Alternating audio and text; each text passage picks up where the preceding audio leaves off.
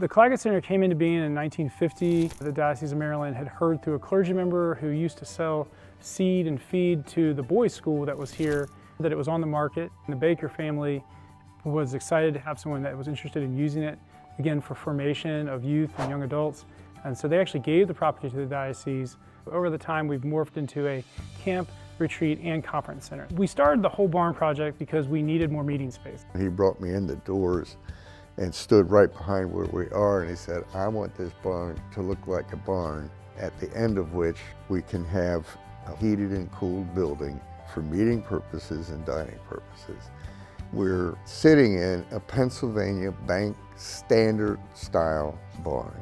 This was an ancillary building built to support a boys' school that was started here in 1898. The builder, he was an older gentleman because this is traditional design. This kind of construction stopped right around the Civil War.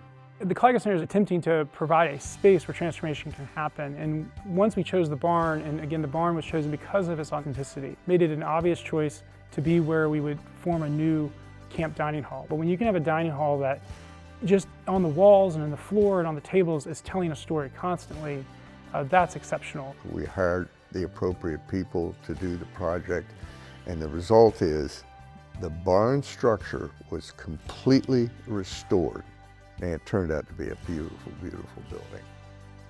Initially, we were trying to put everything in that barn, but with all of the hospitality and the elevator and the stairs and the bathrooms and all the kitchen, wow, it soon became evident we were going to have an addition. And so they just left this. They cleaned this wall up. It's the old original wall, and it tells the story.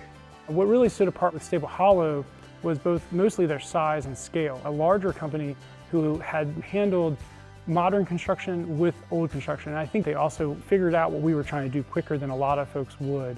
This was a tax credit project. They will get a 40% tax credit because they followed the rules for the treatment of restoring these historic buildings.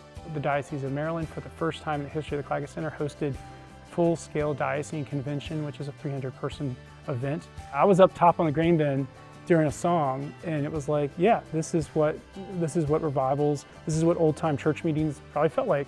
We're starting to see a lot more user groups that we otherwise weren't serving. But because we have this bigger space that, again, is for a season, we can now serve them. And again, it just brings them joy. You can tell they want to be here.